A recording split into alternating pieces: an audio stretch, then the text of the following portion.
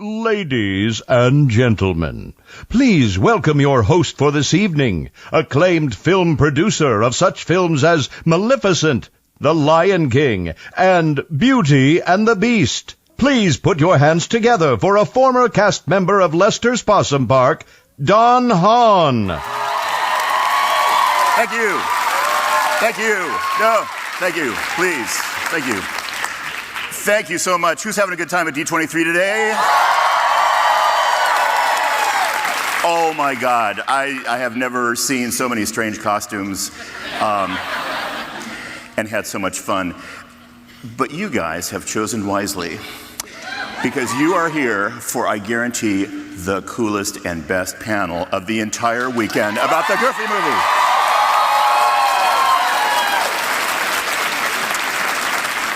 If you're a Goofy movie fan, as all of you are, and please hold your cat calls till later, you know that this movie is a phenomenon, and it really is. It's 20 years old, and we're here tonight with some incredible people that were part of the making of the movie to celebrate 20 years of the Goofy movie. Now, it's a movie that you know is full of things that traditional movies are full of. It's full of happy scenes, and there's some very sad moments in the movie.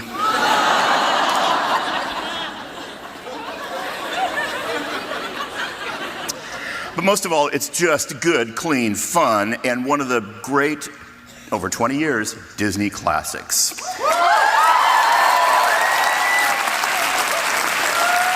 So, let's get on with the show. First, the amazing screenwriter of the Goofy movie, Jymn Magon, ladies and gentlemen. Hi, Jim. Oh, boy. Please, yes, I have so many questions for you. Oh, boy, you're going to like this. Next, we have the lovely and talented ASB president, Stacey. Here is Jenna Von Oy. Welcome, welcome. Thank you.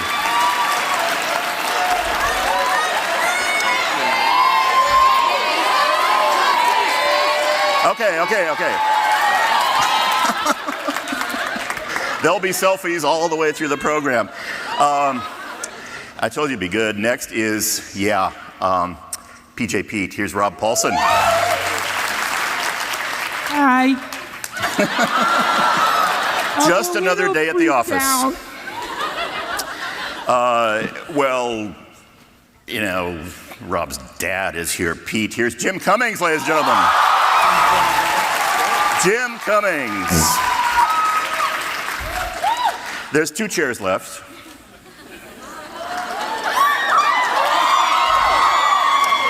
Please put your hands together for Max. Here's Jason Marsden.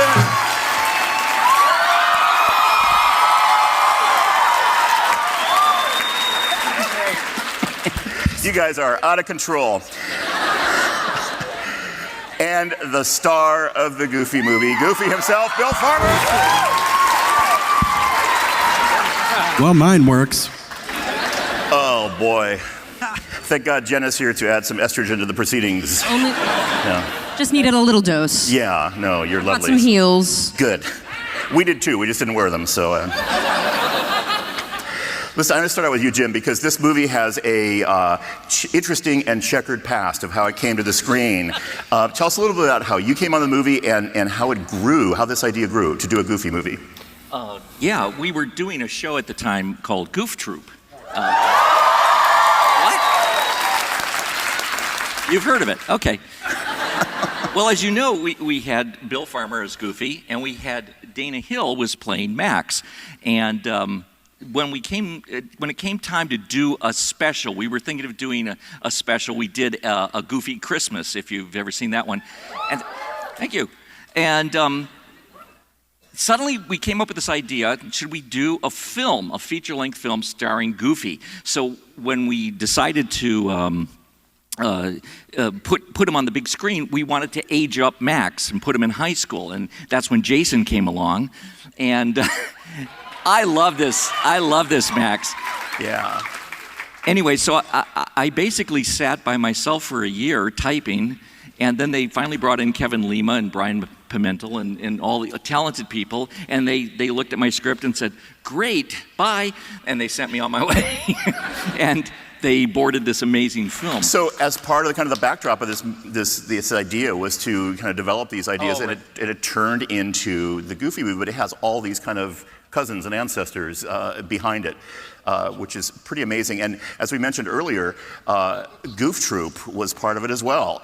And yeah, who knew? So all that kind of added up into kind of pouring all those things together into a lovely secret sauce that ended up being this film.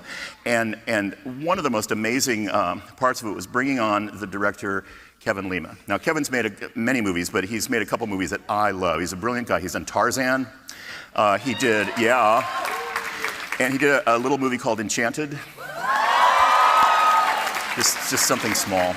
Good guy. I just want you guys to weigh in a little bit on the process of making this movie. And these are some beautiful sketches by Kevin and by Brian Pimentel, who was the head of the story department on this movie, and just this relationship story. Bill, maybe you can talk about that. Like, it's such a emotional story, oddly, for a Goofy movie. Talk about that and kind of how you first were exposed to this. Well, of course. Do we have? Yeah, there we go. Gorge, howdy, everyone. No, a Goofy movie came out. You know, we did 80-some episodes of Goof Troop, so I thought, and he had to be a nurturing father in that, but we had to take it even further in a Goofy movie. He had to be really nurturing and much more of a sentimental and a serious character, along with a comedy. As Kevin mentioned, it didn't start out that way. Because the powers that be thought that maybe Goofy should speak in more of a voice like I'm speaking in now. And I actually had to do about a half a week or week of recording in my voice. And I'm saying to Kevin, I said, they don't want to hear Gorge, howdy. No, in my voice. In this voice you're talking in now. And yes, in the voice. And I'm going home, I'm thinking, no one wants to hear that. They want to hear Goofy, don't they? It is a weird voice, man. Yes. Yeah. Sorry. And after a week or so, I guess they said, no, don't change the classic characters. So I got to re-record the movie. On this movie, generally you do 3 or 4 days of recording, principal recording, and a few days of pickup on a movie. 43 days I recorded on a Goofy movie over a 2.5-year period. It was kind of a trial and error, try things, they didn't work. And eventually they came out with a gem, and I'm so thankful that all of you care for this movie. And obviously, by you being here, it's, gosh, it is a little gem after all. Thank you. Oh, that's beautiful. It's beautiful, and Jason, I want to ask you the same thing. Like, what was it getting involved in this movie, and what has it meant to you in that early process? Is this something like when you were making it, you thought, oh, 20 years from now, I'm going to be sitting on a stage in front of 900 people talking about this? Yeah, I thought that exactly. I thought so, yeah. As soon as I auditioned for this, like, I know I'm going to be at D23. They haven't invented it yet, but it's going to happen. Yeah. No, I had no idea. I mean, come on, man. It's insane. I know. You sound just like him. Yeah. It's crazy. I don't know how you do that, but it's amazing, man. Freaking me out. Yeah, wow. my work is done here. I'm 40 years old. I still haven't gone through puberty yet. I'm still in high school. I'm like, what was the question again? I think you answered it well, yeah. Okay. Yeah, no, I had no idea. It's a privilege. Thank you guys for being here. And yeah, I get people, like Kevin said, people come up to me all the time. That, seeing this movie brought, solidified my relationship with my dad or with my parents. And I love hearing those stories. It means a whole lot. So what a treat.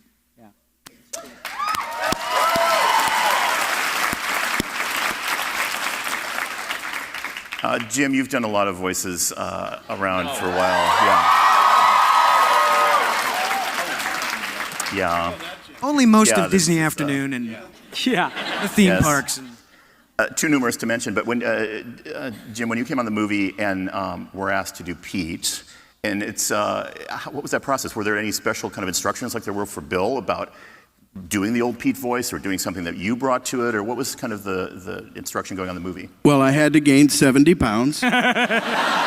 Wow. Obviously. I did not know that. And no, being a classic character like Pete, you just have to remember that he's going to be the father of the year.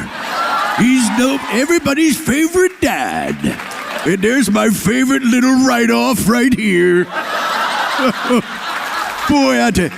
And I think he's parent of the year, right? And I always thought that parenting tips for Pete would be a good interstitial.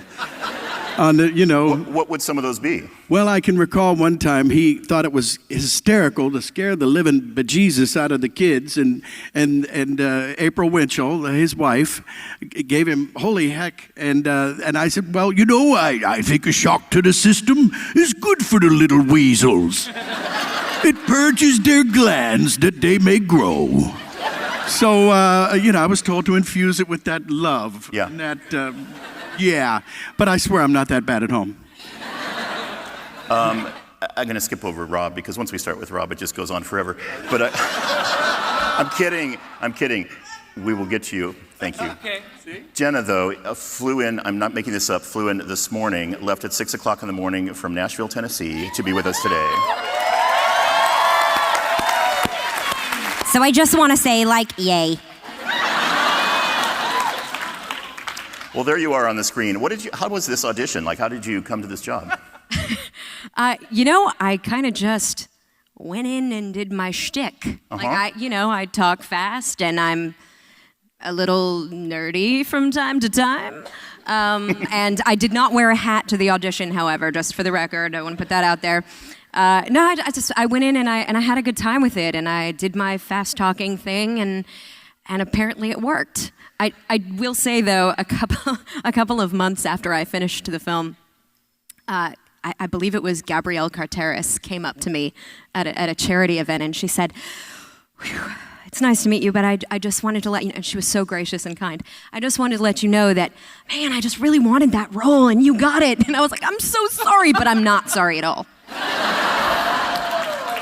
Jen and I are neighbors in Tennessee, and it takes D23 for us to actually see each other, because I haven't seen you in a couple years. Is that pathetic?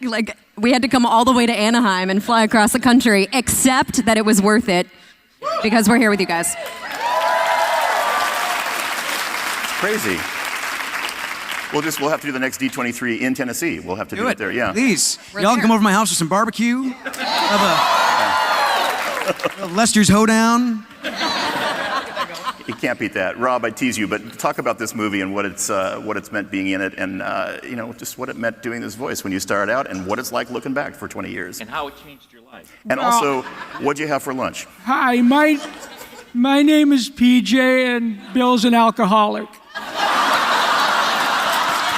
Just kidding. First of all, it was an easy gig to do because... What? I love pork rinds. I'm a lousy dancer, and Jim Cummings is my role model.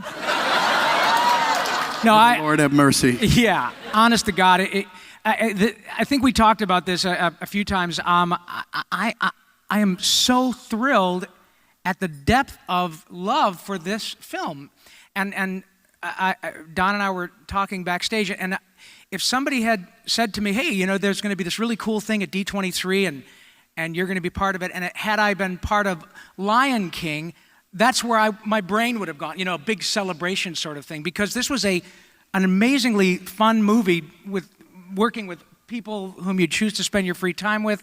We had a blast doing this series, but I didn't know the depth of love for this film. It's absolutely astonishing, and it's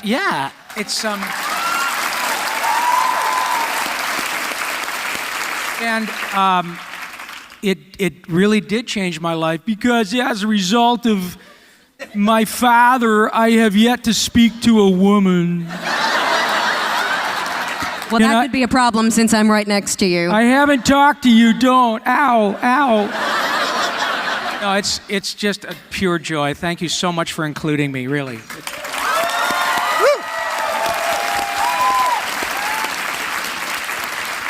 Now, you guys are in a lot of scenes together. Did you work together in this movie, or did Kevin have you in a one-on-one, or did you play off of each other? Like, so what was that like? Yeah, we did a few of them together, but sometimes you're solo, but I like it when we're together. Oh, I do We too. did a few over at Waves. Yeah. We did a lot of scenes together. Yeah. But then again, I also went back in and did those lines solo. I don't know, just to get the best reading of it, and then they match them better. To put them together in post-production editing. But I love working with all these guys. It is absolutely a dream come true to get to work with these guys. They bring you up to their level and just make the product a whole lot better by their being there. And I miss recording with everybody, and I don't do that too often anymore. But it's a lot of fun. It is, and people ask that question a lot, and unfortunately, we do.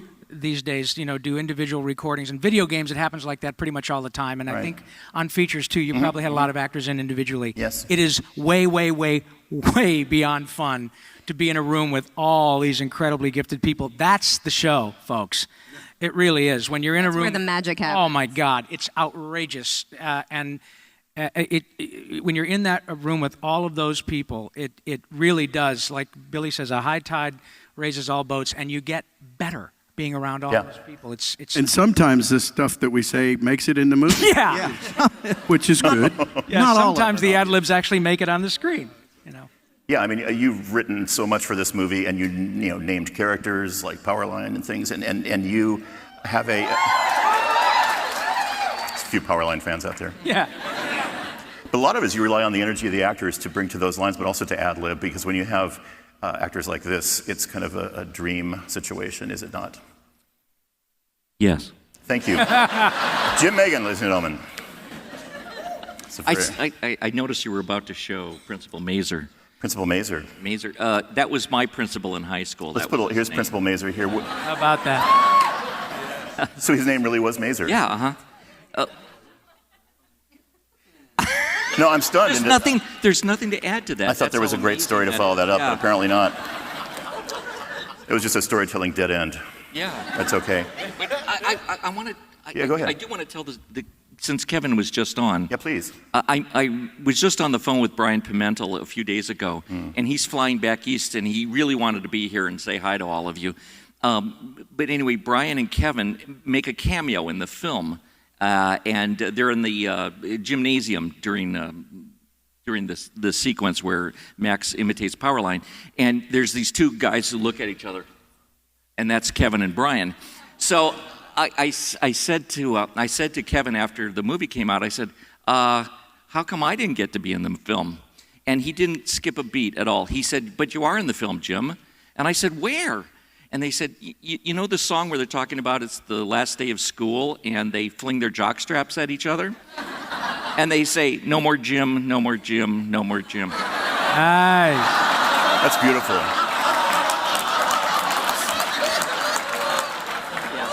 I knew you loved sports, but I had no idea you were such an athletic supporter. I tell you, it's marvelous, huh? Rob Paulsen. Good night, everybody. Make sure to tip your waiter. That was very touching. Thank you. Yeah. Oh, yeah, you're welcome. Yeah. It was yes. Jockeying for position. No, I just might as well throw this all away. There's really no semblance of order happening. This is really off script, but I have to ask Jim Cummings if Winnie the Pooh has anything to say.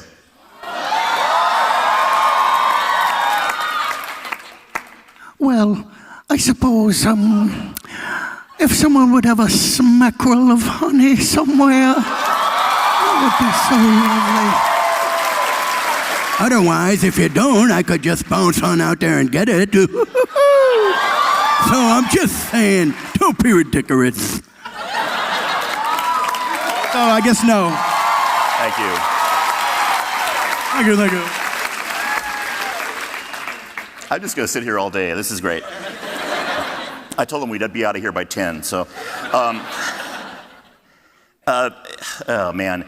going back to these characters again, and the story of the dad and the son, I think so many people have come up to, I think all of you guys have told me at different times and said, what an emotional time. And Jenna, you've even said this, people have come up and said it's an emotional point of connection between a father and a son and how close this movie is. What are some of those people that have come up to you, and what have they said just about their relationship to this movie 20 years later? I mean, I think it's such the epitome of a father and son relationship where they're,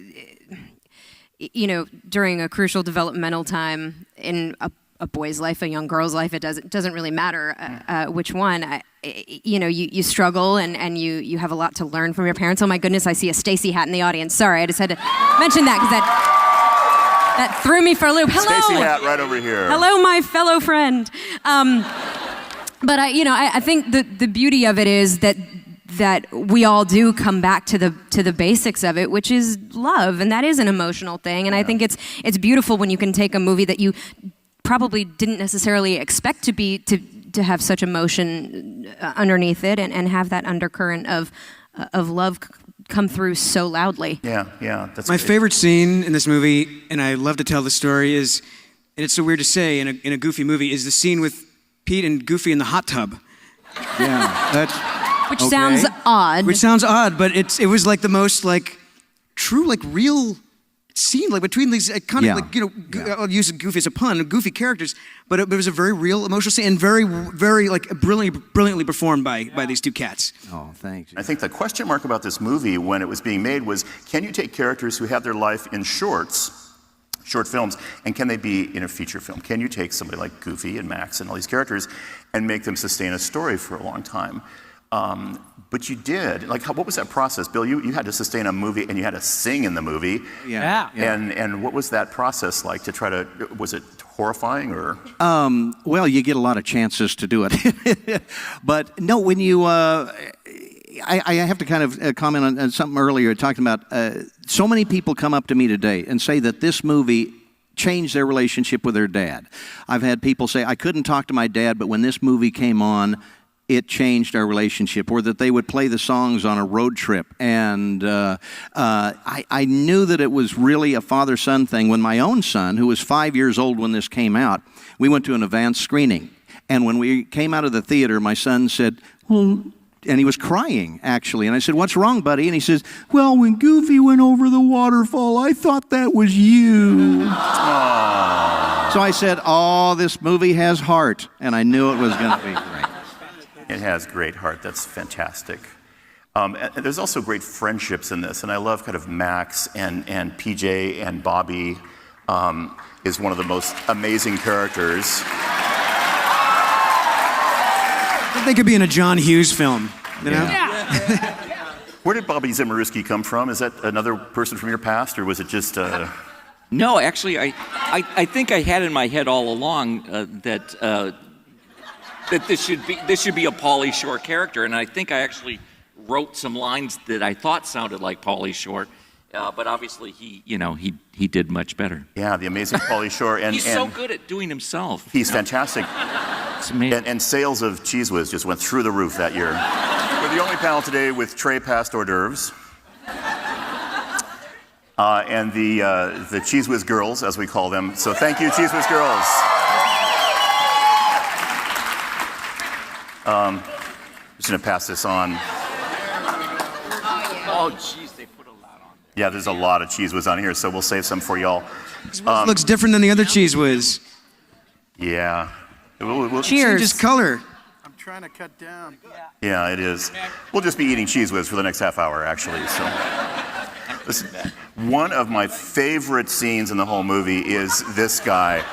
Listen, Lester's Possum Park, if you've been on a road trip on Route 66 or whatever, you've run across these places, and one of the coolest things about this movie is we got to work with a character actor, and if you're of a certain age, you may remember a character actor named Pat Buttram.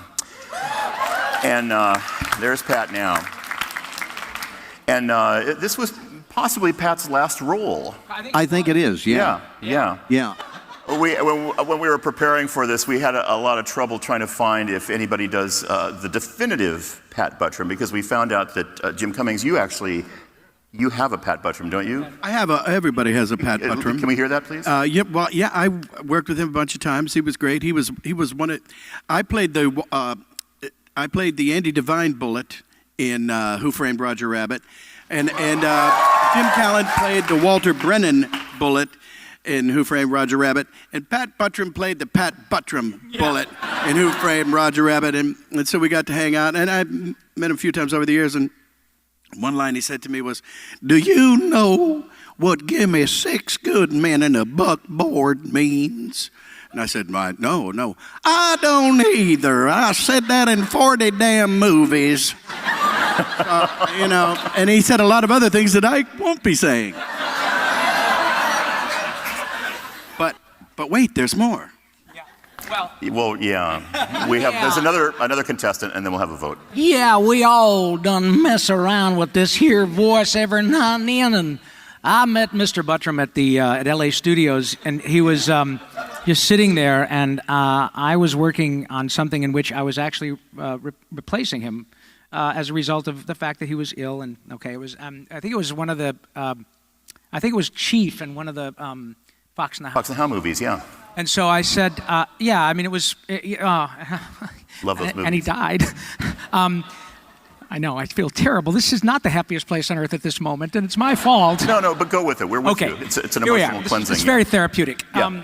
So I walked out to him and I said, Mr. Buttram, it was because of Mr. Haney on Green Acres, and that's when I grew up, just such a thrill to meet him. And I said, I have to tell you, sir, that I have actually stolen your voice on more than one occasion.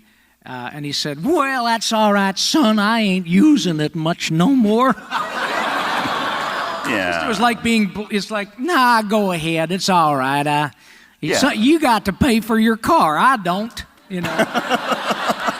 Just a delightful man. And that, I think, because we're fortunate enough to do what we do, and like today, the table downstairs at which we were signing earlier, Ed Asner is there, How cool is that? How cool is that? And so to get a chance to meet these people and even spend a little bit of time in with these people who really were TV showbiz legends for 10 minutes is just, I'll never forget that opportunity. Never. Yeah. Fantastic.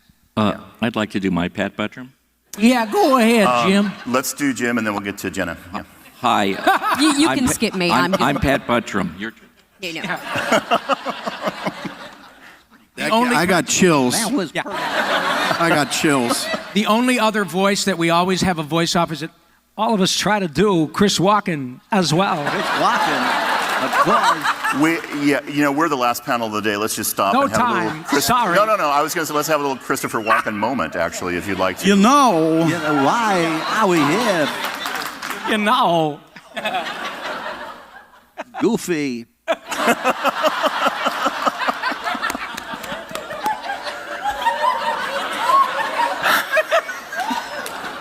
Dad, perhaps it's time to move on. I believe you didn't take me to the Powerline concert. I Didn't have tickets. Jason, do you have a Christopher Walken? Or, no, that's us. that was it. That was it. It was great. It was good. I just like him.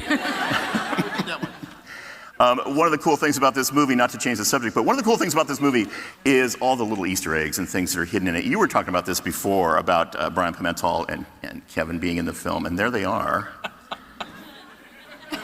There's a reason why animators stay behind the camera.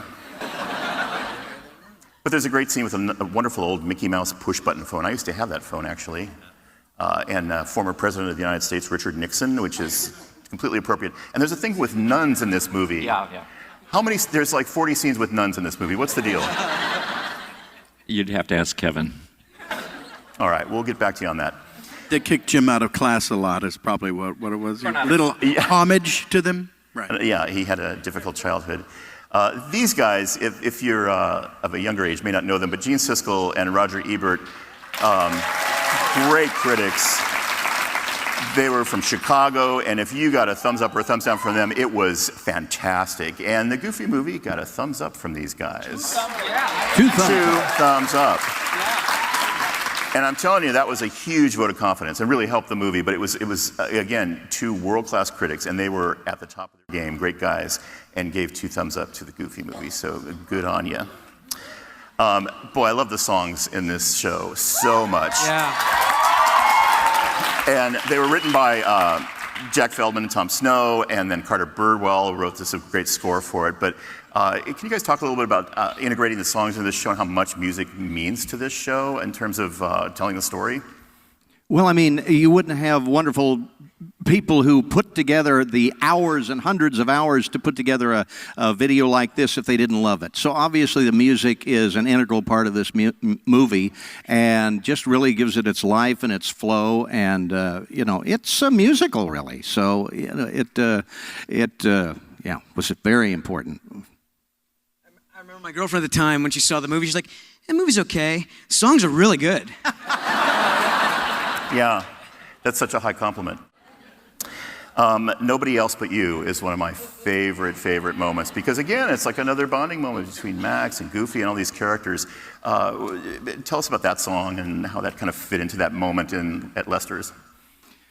Well, it is definitely the bonding song of the movie toward the end of the movie. It's a very touching song, and it is totally out of character for Goofy to get that kind of emotional.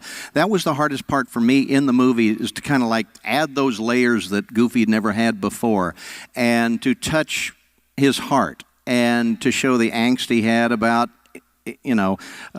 Max and where he thinks Max is going. He just wants to help Max, and he just wants to take him on a trip and love him. And it's a love story, it's a love song, and it's, except it's interrupted by a waterfall. But other than that, it's a very touching waterfall. There's many things in life, yeah. Can I just for a moment, that's really important what Billy said, because often a lot of us are lucky enough to do these types of events in which we get to speak to not only people who are really ardent, lovely fans, but often there are actors and performers out there. And Bill made a really great point about the different layers and stuff. It's about acting. Yeah. It's about acting. It's there are a lot of people who can do, no pun intended, goofy voices or funny voices. But to be able to take a character that is not only a classic legendary character and put those layers on there, and at that time nobody had ever seen that side of Goofy, make it, a hackneyed actor phrase, organic, believable, and contextual, and the relationships, both the relationships that are the funny, wacky relationships with Pete and you, but then the moments that are really those moments in which people come up to us 20 years later and say, my dad and I didn't talk until we saw this movie. That's a testament to the performance of what Billy did, and it's important to understand that. Yeah. It really is. It is. Thanks. Yeah, it's true. And Jason, you don't need a celebrity to sell a feature film. It's a very talented actor. Well, Billy did 40. You said 40 hours of recording or 40 days of recording. Yeah, about 40 days off and on. So there's a lot of scenes that got cut, subplots, all this kind of thing. So it's kind of like a little piece. Nah, that didn't work. Let's spend the time. Let's spend the money to make this great, and they did. And so, not only did you get the work done, but then is that just when you bought Burbank? Yeah. I got a sign I took off of Olive Street. I got it. It's in With my the session bedroom. fees, yes. Yeah, it was Steve Jobs that bought Burbank, yeah. It's a really good point, and I can speak from experience here, especially when you're trying to do a character that's already been created, like Goofy. The amazing Pinto Colvig created that character along with Art Babbitt and a lot of people at Disney. It just points up to the amazing acting ability of you five, and you too, Jim. To be able to take a character that's already been done and retool that and say, I'm going to make this character last for this whole time. I mean, that's the thing that I think is the joy about this movie, and to have it touch people the way it has been really great. There's a character in this movie called Powerline. Yeah. Thank you to all you Powerline fans. Love the outfit. I was going to wear that today too, but it's not the right timing. Powerline is a phenomenon. What's the deal with? Did you name Powerline? Yes. What were you thinking? I was looking out my window and I saw a Powerline. There you have it. That's also on the Blu-ray. That's also going to be on the Blu-ray. That story that you heard here live. Well, the Goofy movie is certainly a phenomenon, and so is Powerline. And we thought, how could we possibly close the show? Gosh, I don't know. And we thought, well, I actually got an email, like a fan email from someone who I know who said, well, you got to close it with a Powerline concert.